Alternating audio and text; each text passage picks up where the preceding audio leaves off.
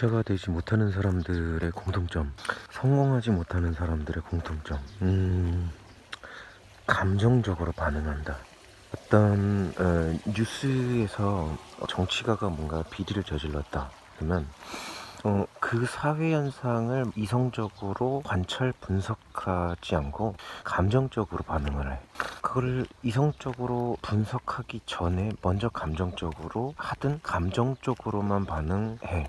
그럼으로써 그 사회 현상을 이성적으로 판단하고 그런 원인이 어떤 사회적 경제적 배경으로 나왔는가를 알게 되면 나에게 적용이 가능하여 내가 그 사회에서 실패할 가능성이 적어지고 성공할 가능성이 높아지는데, 그것을 저 개새끼 저 어쩌고 하면서 감정적으로만 반응하고 끝이 나. 그러면서 되풀이되는 이 어떤 공식 같은 어떤 수거 같은 이야기들 있지.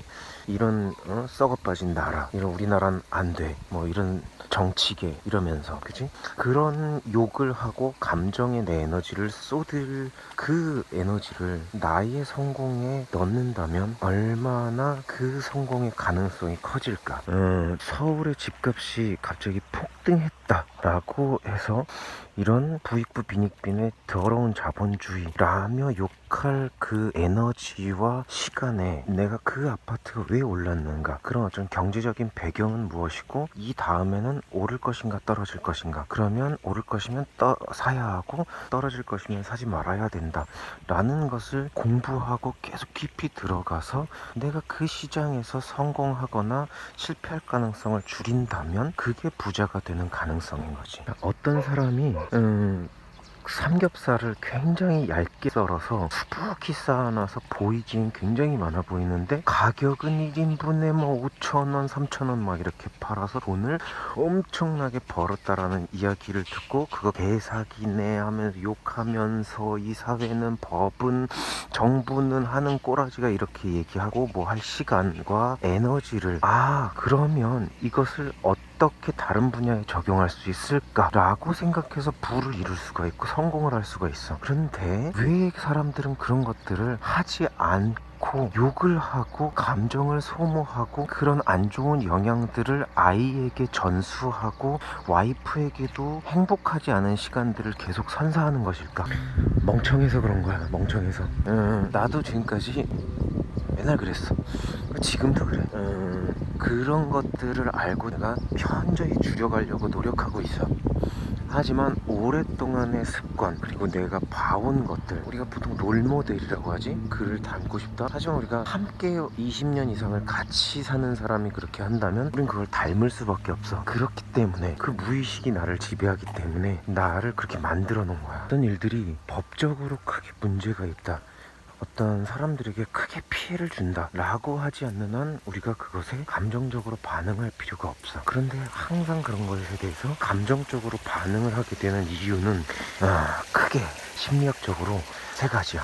첫 번째로, 그 사람이 그렇게 성공했다라는 게 나의 성공하지 못함에 비해 너무 커 보이고 내가 초라해지기 때문에 욕을 하고 보는 거야. 이것을 간단히 두 글자로 질투라고 해. 질투할 시간과 에너지를 그것을 응용해서 성공하는 데 쓰면 되는 거야. 너무 간단하지. 그리고 두 번째는 도덕적 기준이 높은 거야. 이렇게 하면 안 되는, 저렇게 하면 안 되는데. 자, 그렇다면 그 도덕적 기준과 자본주의와 일단 법치주의와 그것들이 과연 적절한가?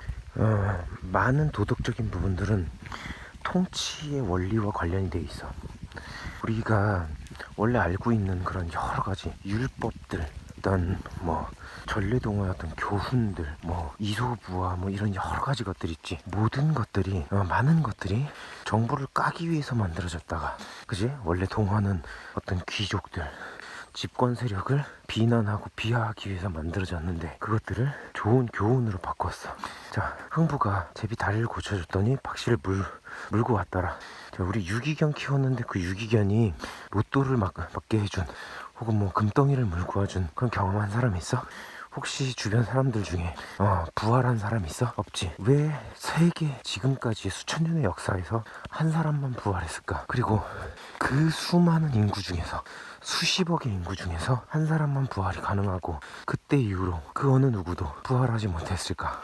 일단 민중들을 통치하기 위해서 만들어진 수많은 율법 도덕들을 우리가 곧게 따름으로 인해서 이 어떤 행동과 사고에 제약이 오는 것, 이게 과연 자본주의 2020년 사회에서 올바른 것일까? 나에게 이득이 되는 행동일까? 라고 한 번이라도 생각을 해봐야 돼. 물론 깊이 생각하면 깊이 생각할수록 좋은 거야. 왜? 라는 질문을 하지 않으면 정해진 사회에 살아갈 수밖에 없어. 정해진 운명에 속박될 수밖에 없어. 율법이 왜 만들어졌는가? 도덕이 왜 만들어졌는가? 기득권층은 왜 그것을 다 복종하지 않는가? 이 이야기는 성공하기 위해서 도덕적이지 않게 살아라 라는 이야기가 아니야. 법률적으로 위배되는 삶을 살아라 라는 게 아니야. 지나치게 많은 행동에 제약을 걸므로 인해서 그 성공과 멀어지는 삶을 개선하라라는 얘기인 거야. 예를 들면 내가 어떤 이야기를 함으로써 저 사람이 싫어하지 않을까?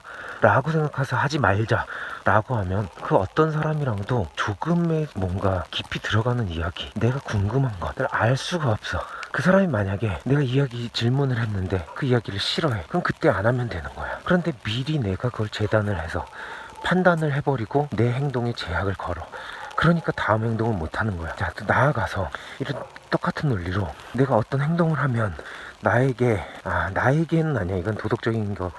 그러니까 아니니까 내가 어떻게 하면 좋을까? 내가 이 행동을 하면 저 사람이 싫어하지 않을까? 행동을 안 하게 되는 거야. 행동을 안 하면 우리가 어떤 진행을 할 수가 있지? 진행을 안 하는 거야. 그럼 어떤 성취를 할 수가 있지? 성취를 못 하는 거야. 그러니까 도덕적인 어떤 기준을 내 안에서 쓸데없이 높게 잡아놓으면 성공하기가 힘든 거야. 성공하기 이전에 수많은 행동과 사고와 말들이 다 힘든 거야. 할 수가 없는 거야. 근데 그것을 내가 그걸 힘들다고 느끼느냐 아니느냐, 그게 다르지? 그러면 내 목표가 성공에 맞춰져 있으면 이게 나에게 걸림돌이 되는구나를 알 거고, 그게 아니라 그냥 내가 성공하지 않는 삶을 살아도 돼 라고 하면 그것은 불편하지 않을 거야. 그럼 바꿀 필요가 없지. 불편하지도 않은 거니까. 그러니까 문제시하지 않아. 그런데 이게 주객이 정도가 돼서 내가 이런 것들 때문에 불편함을 느끼니까 나는 성공하지 않는 삶을 살아야 되겠다. 나는 성공하는 삶을 굳이 원하지 않아도 된다. 다른 곳에서 행복을 찾자. 그러다 보니까 세상에는 그것 말고도 행복한 것들이 굉장히 많이 있어 라고 내 스스로에게 주문을 걸고 주위 여러 사람들한테도 이야기하기 시작하는 거야. 그거 안 해도 할 수 있어. 안 해도 할 수 있어. 충분히 행복할 수 있어. 그것이 틀린 이야기가 결과적으로는 아닐 수 있지만 그 과정에 있어서는 틀린 거지. 왜냐하면 그 사람이 어떤 잘못된 사고방식, 도덕적 기준 때문에 그렇게 도달한 결론을 가지고 그게 마치 성공하지 않아도 부자가 되지 않아도 행복할 수 있다라는 거를 결론을 내게 된 거니까. 그렇지? 과정 자체가 잘못되어 있는데 결과를 옳게 냈다라고 우리가 할 수가 없잖아. 근데 그 사람은 그걸 굳게 믿을 수밖에 없는 거야. 왜냐하면 자기가 경험한 거니까. 그렇지? 그러니까 우리가 그것을 다 믿을 것인가 아닐 것인가.